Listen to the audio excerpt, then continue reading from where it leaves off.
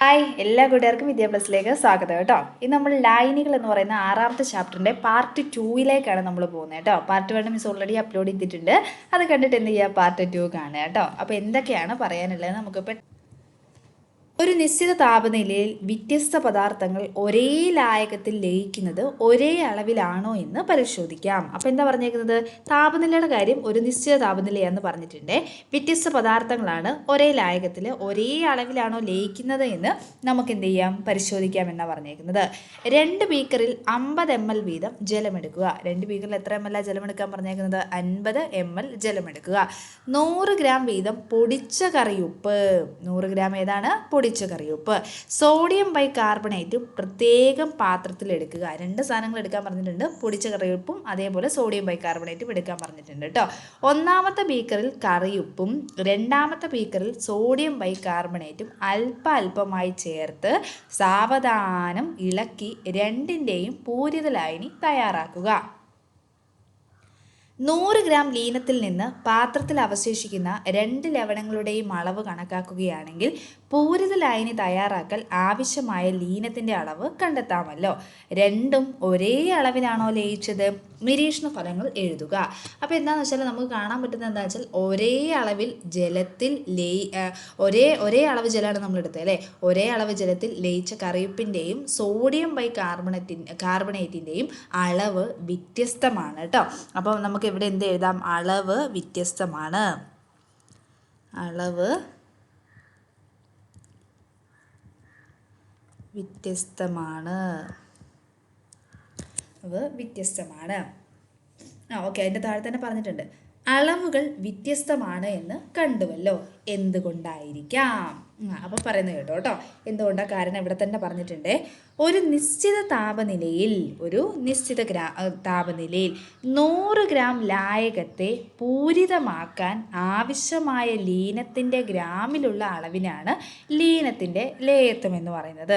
അപ്പോൾ എന്തുകൊണ്ട് ഇത് പൂർണ്ണമായിട്ടും എന്താണ് ലയിക്കാത്തതിന് കാരണം എന്താണ്, ലീനത്തിൻ്റെ സ്വഭാവം അനുസരിച്ച് ലേയത്വത്തിൻ്റെ അളവിന് എന്തുണ്ടാവും, മാറ്റമുണ്ടാവും കേട്ടോ. ഇവിടെ 2 സാധനങ്ങളാണ് നമ്മൾ എടുത്തത്. ഏതൊക്കെയായിരുന്നു എടുത്തത്, നമ്മുടെ ഉപ്പും അതേപോലെ തന്നെ സോഡിയം ബൈകാർബണേറ്റുമാണ് അല്ലേ. രണ്ടും എന്താണ്, 2 രീതിയിലാണ് അതിൻ്റെ വ്യത്യാസം. 2 രീതിയിലുള്ള സാധനങ്ങളായതുകൊണ്ടാണ് അതിൻ്റെ ലേയത്വത്തിൽ വ്യത്യാസം വന്നിരിക്കുന്നത്. പദാർത്ഥത്തിൻ്റെ സ്വഭാവമാണ് ഇവിടെ ലേയത്വത്തെ സ്വാധീനിക്കുന്നത് എന്ന് കാണാമല്ലോ. തീർച്ചയായിട്ടും അല്ലേ, പദാർത്ഥത്തിൻ്റെ സ്വഭാവമാണ് ഇവിടെ എന്തിനെ സ്വാധീനിക്കുന്നത്, ലേയത്വത്തെ അല്ലെങ്കിൽ ലയിക്കാനുള്ള ഒരു കഴിവിനെ സ്വാധീനിക്കുന്നത്.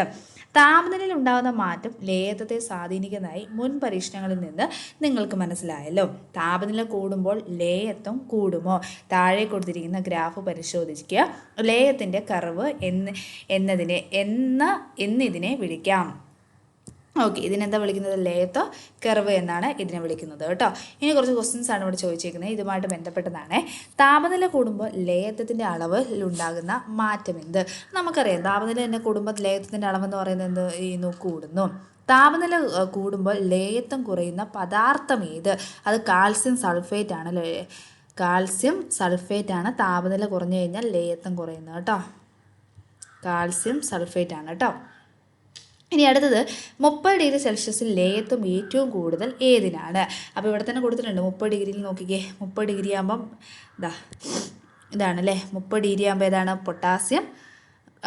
30 ഡിഗ്രിയിൽ ഏറ്റവും കൂടുതൽ ഏതിനാണെന്ന് വെച്ചേക്കുന്നത്, 30 ഡിഗ്രിയിൽ ഏറ്റവും കൂടുതൽ പൊട്ടാസ്യം ഏതാണ്, 30 ഡിഗ്രി ഇതിലേയും കടന്നു പോകുന്നുണ്ട് അല്ലേ. അപ്പോൾ ഏതാണ്, പൊട്ടാസ്യം നൈട്രേറ്റ് ആണ് കേട്ടോ. ഏറ്റവും കൂടുതലുള്ളത് ഏതാണ്, പൊട്ടാസ്യം നൈട്രേറ്റ് ആണ്. അപ്പോൾ അവിടെ നോക്കി എഴുതിയാൽ മതി കേട്ടോ, ജസ്റ്റ് ഒന്ന് ഐഡൻറ്റിഫൈ ചെയ്ത് എഴുതിയാൽ മതി. അപ്പോൾ ഏതാണ്, പൊട്ടാസ്യം നൈട്രേറ്റ് ആണ്. Potassium nitrate. മറ്റ് ലവണങ്ങളെ അപേക്ഷിച്ച് സോഡിയം ക്ലോറൈഡിൻ്റെ ലേയത്വത്തിലുള്ള പ്രത്യേകത എന്താണ്. അപ്പം മറ്റ് ലവണങ്ങളെ അപേക്ഷിച്ച് എന്താണ്, സോഡിയം ക്ലോറൈഡിൻ്റെ അല്ലേ. അപ്പോൾ സോഡിയം ക്ലോറൈഡിൻ്റെ പ്രത്യേകത എന്താണ്, നോക്കിക്കേ. സോഡിയം ക്ലോറൈഡ് നോക്കിക്കേ, ഇതുണ്ടോ സോഡിയം ക്ലോറൈഡിൻ്റെ ലേയത്വത്തിലുള്ള വ്യത്യാസം എന്താണ്. 80 ഡിഗ്രി സെൽഷ്യസ് വരെ എന്താണ്, ലേയത്വം ഏകദേശം സ്ഥിരമാണ്. നോക്കിക്കേ, ഇവിടെയാണ് 80 വന്നേക്കുന്നത് ഇതല്ലേ. ഇവിടെയാണ് 80 വരെ എന്താണ്, ലേയത്വം എന്ന് പറയുന്നത് ഒരേ രീതിയിലാണ്, സ്ഥിരമായിട്ടാണ് പോകുന്നത് അല്ലേ. ഇതുണ്ടോ, ഇവിടുന്ന് ഇങ്ങോട്ട് സ്ഥിരമായിട്ടാണ് പോകുന്നത്. ഇവിടുന്ന് ഇങ്ങോട്ടാണ് ചെറിയൊരു മാറ്റം വരുന്നത് അല്ലേ. 80 കഴിഞ്ഞിട്ടാണ് ചെറിയൊരു മാറ്റം വരുന്നത്. അപ്പോൾ നമുക്കിവിടെ എന്ത് എഴുതാം, ഇവിടെ എഴുതാട്ടോ, ഞാൻ ഇപ്പുറത്തേക്ക് എഴുതാവേ.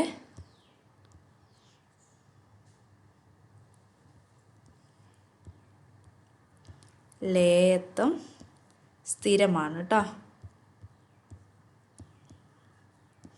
ലേയത്വം സ്ഥിരമാണ്. ലേയത്വവും താപനിലയും തമ്മിലുള്ള ബന്ധത്തെക്കുറിച്ച് ഒരു കുറിപ്പ് തയ്യാറാക്കാൻ പറഞ്ഞിട്ടുണ്ട് കേട്ടോ. അപ്പോൾ ഇതിൻ്റെ കുറിപ്പ് എന്ന് പറയുന്നത് എങ്ങനെയാണ്? ഹരാവസ്ഥയിലുള്ള ലീനത്തിൻ്റെ കാര്യത്തിൽ പൊതുവെ താപനില കൂടുമ്പോൾ ലേയത്വം എന്ത് ചെയ്യുന്നുണ്ട്? കൂടുന്നുണ്ട്. മിക്ക ഹരലീനങ്ങളുടെയും കാര്യത്തിലും ഇങ്ങനെയാണെങ്കിലും ചില പദാർത്ഥങ്ങളിൽ എന്തുണ്ട്? ലേയത്വത്തിൻ്റെ കാര്യത്തിൽ വ്യത്യാസമുണ്ട് കേട്ടോ. അത് ജസ്റ്റ് നിങ്ങൾ അവിടെ നിന്ന് എഴുതി വെച്ചാൽ മതിയേ. ജസ്റ്റ് ഒരു കുഞ്ഞു കുറിപ്പ്, 2 മാർക്കിനുള്ള കുറിപ്പ് തയ്യാറാക്കിയാൽ മതി. ലേയത്വത്തെ സ്വാധീനിക്കുന്ന മറ്റു ഘടകങ്ങളുണ്ടോ? സോഡിയം ക്ലോറൈഡ് ജലത്തിൽ നന്നായി ലയിച്ചു ചേരുന്നതായിട്ട് കാണാം. എന്നാൽ ആൽക്കഹോളിൽ അല്പം മാത്രം ലയിക്കുന്നു. മണ്ണെണ്ണയിലാവട്ടെ ഒട്ടും തന്നെ ലയിക്കുന്നില്ല. ലായകത്തിൻ്റെ സ്വഭാവത്തിനനുസരിച്ച് വ്യത്യസ്തമായിരിക്കുമല്ലോ ഇതിന് കാരണം. തീർച്ചയാണ് അല്ലേ. ഇവിടെ നോക്കിയേ, സോഡിയം ക്ലോറൈഡ് ജലത്തിൽ നന്നായിട്ട് ലയിക്കുന്നുണ്ട്. എന്നാൽ അതേ സാധനം ആൽക്കഹോളിൽ ഇട്ട് കഴിഞ്ഞാൽ അത്രയും ലയിക്കില്ല. ഈ സോഡിയം ക്ലോറൈഡ് തന്നെ മണ്ണെണ്ണയെ കൊണ്ടിട്ട് കഴിഞ്ഞാൽ അത്രയും ലയിക്കുമോ? ഇല്ല. അപ്പോൾ അതിൻ്റെ കാരണം എന്താണെന്ന് വെച്ചാൽ ഇവിടെ നമ്മളെടുത്ത ലായകത്തിൻ്റെ വ്യത്യസ്ത തരം ലായകമാണ് അല്ലേ. ജലം എടുത്തു, ആൽക്കഹോൾ എടുത്തു, മണ്ണെണ്ണ എടുത്തു, ഇത് പലതരത്തിലുള്ള ലായകങ്ങളല്ലേ. ആ ലായകത്തിൻ്റെ സ്വഭാവമാണ് ഇതിന് കാരണം എന്ന് പറയുന്നത്. സാധാരണ സാഹചര്യത്തിൽ ജലത്തിൽ വളരെ കുറച്ച് മാത്രം ലയിക്കുന്ന വാതകമാണ് കാർബൺ ഡൈ ഓക്സൈഡ്. നമുക്കറിയാം അല്ലേ, കാർബൺ ഡൈ ഓക്സൈഡ് ജലത്തിൽ സാധാരണ സാഹചര്യത്തിലാണെങ്കിൽ വളരെ കുറച്ച് മാത്രം ലയിക്കുന്നു. സോഡ കുപ്പി തുറക്കുമ്പോൾ CO2 വാതകം നുരഞ്ഞ് പതിഞ്ഞ് പുറത്തോട്ട് വരുന്നത് നിങ്ങൾ കണ്ടിട്ടുണ്ട് അല്ലേ. എന്തുകൊണ്ടായിരിക്കും? കാർബൺ ഡൈ ഓക്സൈഡ് വാതകം ഉയർന്ന മർദ്ദത്തിൽ ജലത്തിൽ ലയിപ്പിച്ചാണ് ജലം. ഇനി ഇവിടെ ചോദിച്ചിട്ടുണ്ട് ലേയത്വത്തെ സ്വാധീനിക്കുന്ന ഘടകങ്ങൾ ഏതൊക്കെയാണെന്ന് ലിസ്റ്റ് ചെയ്യാൻ. അപ്പോൾ നമുക്ക് ഏതൊക്കെ എഴുതാം? ലീനത്തിൻ്റെ സ്വഭാവം എഴുതാം അല്ലേ. ലീനത്തിൻ്റെ സ്വഭാവം, മാറിപ്പോയിട്ടോ. ലീനത്തിൻ്റെ സ്വഭാവം. വേറെ ഏത് എഴുതാം? ലായകത്തിൻ്റെ സ്വഭാവം കേട്ടോ. ലായകത്തിൻ്റെ സ്വഭാവം. പിന്നെ വേറെ ഏതാ എഴുതുന്നത്? മർദ്ദം എഴുതാം. പിന്നെ വേറെ ഏതാ? താപനില എഴുതാം കേട്ടോ. ഇതൊക്കെ ലേയത്വത്തിനെ സ്വാധീനിക്കുന്ന എന്താണ്? ഘടകങ്ങളാണ് കേട്ടോ. ജസ്റ്റ് അതൊക്കെ നമ്മളൊന്ന് നോക്കി വെക്കുക. ഇനി നെക്സ്റ്റ് അടുത്തിലേക്ക് പോകാം കേട്ടോ. യഥാർത്ഥ ലായനി അല്ലെങ്കിൽ സസ്പെൻഷനാണ് നെക്സ്റ്റ് അടുത്ത് പറയുന്നത് കേട്ടോ.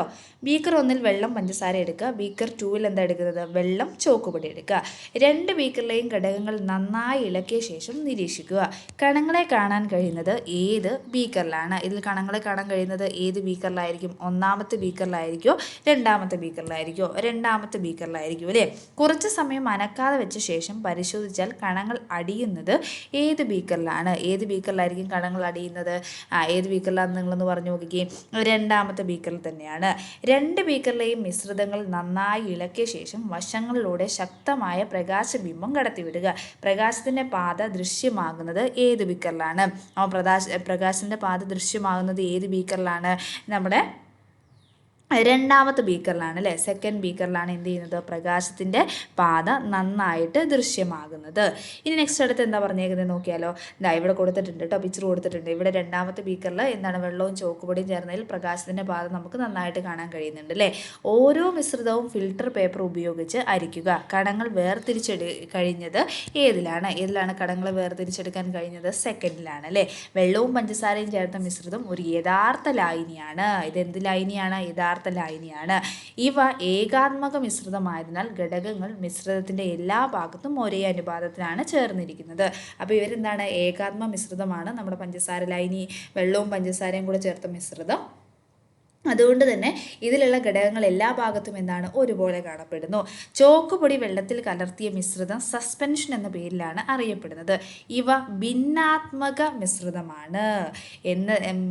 മിശ്രിതത്തിൻ്റെ എല്ലാ ഭാഗത്തും ഘടകങ്ങൾ ഒരേ അനുപാതത്തിലല്ല കാണപ്പെടുന്നത്. ഓക്കെ, ഒരു മിശ്രിതത്തിൻ്റെ എല്ലാ ഭാഗത്തും ഘടകങ്ങൾ ഒരേ അനുപാതത്തിലല്ല ചേർന്നിരിക്കുന്നതെങ്കിൽ ഈ മിശ്രിതത്തെ ഭിന്നാത്മക മിശ്രിതം എന്ന് വിളിക്കുന്നു. അപ്പം സസ്പെൻഷൻ എന്ന് വെച്ചാൽ അതിൻ്റെ കണങ്ങളെല്ലാം കൂടെ ഈ മിശ്രിതത്തിൽ ഘടകങ്ങൾ എല്ലാ ഭാഗത്തും ഒരേ അളവിലല്ല കാണപ്പെടുന്നത്. അതുകൊണ്ട് ഇവരെ നമ്മൾ എന്താ വിളിക്കുന്നത്? ഭിന്നാത്മക മിശ്രിതം എന്നാണ് വിളിക്കുന്നത് കേട്ടോ. ഇനി നിങ്ങളോട് എന്താണ് നെക്സ്റ്റ് അടുത്ത് പറഞ്ഞേക്കുന്നത് എന്താണ്? ഭിന്നാത്മ മിശ്രിതത്തിന് വേറെയും ഉദാഹരണം എഴുതാൻ പറഞ്ഞിട്ടുണ്ട്. ചെളിവെള്ളം, പിന്നെന്താണ് ചോക്കുപൊടി, കലങ്ങിയ വെള്ളം, അല്ലേ? ഒക്കെ എന്താണ്? ഭിന്നാത്മക മിശ്രിതത്തിന് ഉദാഹരണങ്ങളാണ് കേട്ടോ. ഓക്കെ, അതാ ഇവിടെ കൊടുത്തിട്ടുണ്ട്. ചെളിവെള്ളം ഒരു സസ്പെൻഷനാണെന്ന് പറയാൻ കാരണം എന്താണ്? കാരണം എന്ന് വെച്ചാൽ എന്താണ്? അതിൽ ഒരേ അളവിലല്ല കാണപ്പെടുന്നത്. എല്ലായിടത്തും എന്താണ്? മിശ്രിതത്തിന് എല്ലാ ഭാഗത്തും, ഈ ഒരു ലായനിയുടെ എല്ലാ ഭാഗത്തും ഘടകങ്ങൾ ഒരുപോലെയല്ല കാണപ്പെടുന്നത്, അതുകൊണ്ടാണ്. ഇനി അടുത്ത് ഇവിടെ എഴുതി ചേർക്കാനാണ്, അല്ലേ? ഫിൽട്ടർ പേപ്പർ ഉപയോഗിച്ച് അരിക്കുന്നു. യഥാർത്ഥ ലായനി ഘടകങ്ങളെ അരിച്ചു വേർതിരിക്കാൻ കഴിയില്ല. ഇവിടെ എന്ത് ചെയ്യും? സസ്പെൻഷൻ ആണെങ്കിൽ എന്ത് ചെയ്യും? കഴിയും അല്ലേ? അരിച്ചു മാറ്റാൻ കഴിയും. ശക്തമായ പ്രകാശബിംബം കടത്തിവിടുന്നു. പ്രകാശബാധ ദൃശ്യമല്ല. ശരിയാണോ? അടുത്ത എന്താണ്? അനക്കാതെ വെക്കുന്നു. അപ്പോൾ ഇവിടെ അടിയുന്നുണ്ടോ? എന്തേലും അടിയുന്നുണ്ടോ? അടിയുന്നില്ല അല്ലേ? കണങ്ങളൊന്നും അടിയുന്നില്ല. കണങ്ങൾ അടിയുന്നു. റെഡിയാണോ? ഇനി അടുത്തത് കേട്ടോ. ഇവിടെ നിരീക്ഷണങ്ങളിലുള്ള വ്യത്യാസത്തിന് കാരണം എന്തായിരിക്കും? ലീനത്തിൻ്റെ കണികളുടെ വലിപ്പ വ്യത്യാസമായിരിക്കില്ലേ? തീർച്ചയായിട്ടും അല്ലേ? ഇനി അടുത്തത്, യഥാർത്ഥ ലായനിയിൽ ലീനകണങ്ങളുടെ വലിപ്പം തീരെ കുറവാണ്. അപ്പോൾ നിങ്ങൾ എന്ത് ചെയ്യുകയെന്ന് വെച്ചാൽ ഇത് വായിക്കുമ്പോൾ യഥാർത്ഥ ലായനി എന്നും സസ്പെൻഷൻ എന്നും 2 കോളം എഴുതുക. ഓക്കെ, അതിലെഴുതുക ലീനകണങ്ങളുടെ വലിപ്പം എന്താണ്? തീരെ കുറവാണ് എന്ന് എഴുതുക കേട്ടോ. യഥാർത്ഥ ലായനിയിൽ അവിടെയാണ്. നഗ്ന നേത്രങ്ങൾ കൊണ്ടോ സൂക്ഷ്മദർശിനികൾ ഉപയോഗിച്ച് പോലുമോ ഇവയെ കാണാൻ കഴിയില്ല. നമുക്ക് പഞ്ചസാര കലക്കിയിട്ട് അത് നോക്കിക്കഴിഞ്ഞാൽ നമുക്ക് നമ്മുടെ കണ്ണുകൊണ്ട് കാണാൻ പറ്റുമോ? ഇല്ല. തീരെ ചെറിയ കണങ്ങളായതിനാൽ ഇവയ്ക്ക് പ്രകാശത്തെ വിസരിപ്പിക്കാൻ കഴിയില്ല. അപ്പോൾ തീരെ ചെറിയ കണങ്ങളായതുകൊണ്ട് അടുത്ത പോയിന്റ് എഴുതാം, പ്രകാശത്തെ വിസരിപ്പിക്കാൻ കഴിയില്ല. അതുകൊണ്ട് പ്രകാശപാത ദൃശ്യമല്ല. അടുത്ത എന്താണ്? പ്രകാശപാത ദൃശ്യമല്ല എന്നുള്ളത് അടുത്ത പോയിന്റായിട്ട് എഴുതാം കേട്ടോ. ഇനി സസ്പെൻഷനുകളിൽ ലീനകണങ്ങൾ നഗ്നനേത്രങ്ങൾ കൊണ്ട് കാണാൻ കഴിയുന്നത്ര വലുപ്പമുള്ളവയാണ്. ശരിയാണല്ലേ? ചോക്കുപൊടി കലക്കിയപ്പോൾ നമുക്കത് കണ്ണുകൊണ്ട് കാണാൻ കഴിയുന്നുണ്ടായിരുന്നു. ഇവ പ്രകാശത്തെ വിസരിപ്പിക്കുന്നു. ഇവ എന്ത് ചെയ്യുന്നു? പ്രകാശത്തെ വിസരിപ്പിക്കുന്നു. ഗുരുത്വാകർഷണം കാരണം കണങ്ങൾ ക്രമേണ അടിയുന്നു. എന്ത് കാരണമാണ്? ഗുരുത്വാകർഷണം കാരണം കണങ്ങൾ എന്ത് ചെയ്യുന്നു? താഴെ വന്ന് അടിയുന്നു. കൂടാതെ ഇവയെ അരിച്ചെടുക്കാനും കഴിയുന്നു. അപ്പോൾ 2 കോളം വരയ്ക്കുക. യഥാർത്ഥ ലായനി എന്താണ്? സസ്പെൻഷൻ എന്ന് വരയ്ക്കുക കേട്ടോ. എന്നിട്ട് ഒന്നിൽ എഴുതുക കണികകൾ തീരെ, യഥാർത്ഥ ലായനിയിലാണ് എഴുതേണ്ടത്. കണികൾ തീരെ ചെറുതാണ്. മറ്റേത് എന്താണ്? സാമാന്യം വലിപ്പമുണ്ട്. രണ്ടാമത്തിൽ എന്ത് എഴുതുക? ഒന്നാമത്തിൽ പിന്നെ രണ്ടാമത്തെ പോയിന്റ് എഴുതുക. എന്താ എഴുതുക? കാണാൻ കഴിയുന്നു. ഇതിൽ യഥാർത്ഥത്തിൽ എഴുതെന്താ? കാണാൻ കഴിയുന്നു. ഇവിടെ കാണാൻ കഴിയുന്നില്ല, അല്ല, ഇവിടെ കാണാൻ കഴിയുന്നു അല്ലേ? ഇത് കഴിയുന്നു. ഇതെന്താ? കഴിയുന്നു. യഥാർത്ഥ ലായനിയിൽ കണികകളെ കാണാൻ കഴിയുന്നില്ല എന്നെഴുതുക കേട്ടോ. പിന്നെന്താണ്? പിന്നെ നമ്മൾ പറഞ്ഞു അല്ലേ, കണികകൾ പ്രകാശം കടത്തിവിടാനുള്ള കഴിവുണ്ട്. പിന്നെ ഇതെന്താണ്? ഏകാത്മകമാണ്. ഇതെന്താണ്? ഭിന്നകാത്മകമാണ്. എഴുതാൻ പറ്റില്ലേ? അതൊക്കെ അവിടെ എഴുതി വെക്കുക കേട്ടോ. ഓക്കെ, ഇനി ആവശ്യമുണ്ടെങ്കിൽ നമ്മുടെ കമൻറ്റ് ബോക്സിൽ ഇട്ടാൽ മതി. ഞാനത് നിങ്ങൾക്ക് നോട്ടായിട്ട് നമ്മുടെ ഗ്രൂപ്പിലിട്ടിടാം കേട്ടോ. അടുത്തത് കൊളോയിഡുകളാണ്. ലായനികളെക്കുറിച്ചും സസ്പെൻഷനുകളെക്കുറിച്ചും നാം മനസ്സിലാക്കി. ഇവ രണ്ടിലും പെടാത്ത മിശ്രിതങ്ങളുണ്ടോ? പാല് ഈ പറയുന്ന വിഭാഗത്തിൽ വരുമോ? നമുക്ക് പരിശോധിക്കാം. ഒരു ബീക്കറിൽ പാലും വെള്ളവും ചേർത്ത മിശ്രിതം തയ്യാറാക്കുക. ഏതൊക്കെ ചേർത്താണ്? പാലും വെള്ളവും ചേർത്ത മിശ്രിതം തയ്യാറാക്കുക. ഇനി എന്താണ്? പ്രവർത്തനത്തിന് ഏതൊക്കെയാണെന്ന് ടിക്കിടാനാണ് കേട്ടോ. കണങ്ങളെ നഗ്നനേത്രങ്ങൾ കൊണ്ട് കാണാൻ കഴിയുന്നു. അത് തെറ്റായൊരു പ്രസ്താവനയാണ് കേട്ടോ. പ്രകാശപാത ദൃശ്യമാണ്. അത് ശരിയായ പ്രസ്താവനയാണ്. കണങ്ങൾ അരിച്ചെടുക്കാൻ കഴിയുന്നു. പാലിൻ്റെ കണങ്ങൾ നമുക്ക് അരിച്ചെടുക്കാൻ പറ്റുമോ? ഇല്ല, കണങ്ങളെ അരിച്ചെടുക്കാൻ കഴിയില്ല. അടുത്ത് എന്താ പറഞ്ഞേക്കുന്നത്? ലായനികളിലെ എന്ന പോലെ ഇവയിൽ കണങ്ങളെ നഗ്നനേത്രങ്ങൾ കൊണ്ട് കാണാൻ കഴിയില്ല. സസ്പെൻഷനിൽ ഉള്ളതുപോലെ തന്നെ അടിയുന്നതുമില്ല. പ്രകാശബീം കടത്തിവിട്ടാൽ പാത ദൃശ്യമാവുകയും ചെയ്യും. അപ്പോൾ നമ്മൾ നേരത്തെ പറഞ്ഞില്ലേ, യഥാർത്ഥ ലായനി സസ്പെൻഷൻ പറഞ്ഞില്ലേ? അപ്പോൾ യഥാർത്ഥ ലായനിയെ പോലെ തന്നെ നമുക്ക് കണങ്ങളെ കാണാനൊന്നും പറ്റില്ല. ഓക്കെ, ഇതിൽ കൊളോയിഡ്സിൽ കേട്ടോ. സസ്പെൻഷനെ പോലെ തന്നെ എന്താണ്? സസ്പെൻഷനെ പോലെ അടിയിൽ വന്നിട്ട് എന്ത് ചെയ്യുന്നില്ല? അടിയൊന്നുമില്ല. പക്ഷേ ഇതിൻ്റെ എന്ത് ദൃശ്യമാവും? പ്രകാശപാത ദൃശ്യമാവും. ലായനികളും സസ്പെൻഷനും ഇടയിലുള്ള ഇത്തരം മിശ്രിതമാണ് കൊളോയിഡുകൾ എന്നറിയപ്പെടുന്നത് കേട്ടോ. അപ്പോൾ ഏതിൻ്റെയൊക്കെ ഇടയിലുള്ളതാണ്? ലായനിയുടെയും സസ്പെൻഷൻ്റെയും ഇടയിലുള്ളതാണ്. പാലൊരു കൊളോയിഡാണെന്ന് മനസ്സിലാക്കാം. അടുത്തെന്താ? സിനിമാ തിയേറ്ററുകളിലും സ്മാർട്ട് ക്ലാസ് റൂമുകളിലും പ്രൊജക്ടറിലൂടെ ചിത്രങ്ങൾ പ്രദർശിപ്പിച്ചു കൊണ്ടിരിക്കുമ്പോൾ വായുവിൽ പൊടിപടലങ്ങൾ ഉയർന്നാൽ പ്രകാശബാധ വ്യക്തമായി കാണാൻ കഴിയുന്നത് ശ്രദ്ധിച്ചില്ലേ? എന്താണ് ഇതിന് കാരണം? അപ്പോൾ എന്താണ് ഇതിന് കാരണം? തൊട്ട് താഴെ തന്നെ പറഞ്ഞിട്ടുണ്ടോ. പൊടിപടലങ്ങളിലെ കണികാ വലിപ്പം കൊളോയിഡുകളിലേതിന് തുല്യമാണ്. അതുകൊണ്ടാണ് ഇത് നമുക്ക് എന്ത് ചെയ്യുന്നത്? കാണാൻ കഴിയുന്നത് കേട്ടോ. ഇനി നെക്സ്റ്റ് അടുത്ത് ചോദിച്ചിട്ടുണ്ട്. അടുത്തെന്താണ്? ഇവയുടെ മൂന്നിൻ്റെയും എന്താണ് യഥാർത്ഥ ലായനി. ഫസ്റ്റ് വൺ യഥാർത്ഥ ലൈനിൽ നമുക്ക് എന്ത് പറയാം? കണികാ വലിപ്പം എന്ന് പറയുന്നത് വളരെ കുറവാണ് അല്ലേ. നമുക്ക് കണ്ണുകൊണ്ട് പോലും കാണാൻ പറ്റില്ല എന്നുള്ളത് പ്രത്യേകം പോയിന്റിൽ അവിടെ എന്ത് ചെയ്യുന്നുണ്ട്? എടുത്തു പറയുന്നുണ്ട്. അടുത്തെന്താണ്? സസ്പെൻഷനിൽ എന്താണ്? കണികളുടെ വലിപ്പം അത്യാവശ്യം കൂടുതലാണ് അല്ലേ. നമുക്കത് കണ്ണുകൊണ്ട് എന്ത് ചെയ്യാൻ പറ്റും? കാണാൻ കഴിയും. കൊളോയിഡിലാണെങ്കിൽ എന്താണ്? യഥാർത്ഥ ലായനിയുടെയും അതേപോലെ തന്നെ സസ്പെൻഷൻ്റെയും ഇടയിലാണ് കേട്ടോ. സസ്പെൻഷൻ്റെയും ഇടയിലാണ് കേട്ടോ വലിപ്പം എന്ന് പറയുന്നത്. ഷൻ്റെയും ഇടയിലാണ് കേട്ടോ. ഇടയിലാണ് ഇതിൻ്റെ കണികകളുടെ വലിപ്പം എന്ന് പറയുന്നത്. അടുത്തത് അരിച്ച് വേർതിരിക്കാൻ കഴിയില്ല. അരിച്ച് വേർതിരിക്കാൻ എന്താണ്? കഴിയോ? ഇല്ല. യഥാർത്ഥ ലായനിയിൽ നമ്മൾ പഞ്ചസാരയെ നമുക്ക് അരിച്ച് വേർതിരിക്കാൻ കഴിയുമായിരുന്നോ? കഴിയില്ല. സസ്പെൻഷനിലാണെങ്കിൽ കഴിയും. കൊളോയിഡിലാണെങ്കിൽ എന്താണ്? കഴിയില്ല കേട്ടോ. ഇനി മൂന്നാമത്തെ പോയിന്റ് എന്താണ്? യഥാർത്ഥ ലായനിയിലെ പ്രകാശപാത കാണാൻ കഴിയില്ല. സസ്പെൻഷനിലാണെങ്കിൽ കാണാൻ കഴിയും, കൊളോയിഡിലാണെങ്കിലും എന്ത് ചെയ്യും? കാണാൻ കഴിയും കേട്ടോ. അപ്പോൾ അടുത്ത പാർട്ടുമായിട്ട് നെക്സ്റ്റ് ക്ലാസ്സിൽ വീണ്ടും വരാം കേട്ടോ. നമ്മുടെ ചാനൽ ആരെങ്കിലും സബ്സ്ക്രൈബ് ചെയ്യാനുണ്ടെങ്കിൽ നമ്മുടെ ചാനൽ പെട്ടെന്ന് സബ്സ്ക്രൈബ് ചെയ്തിടണം കേട്ടോ. Okay, thank you.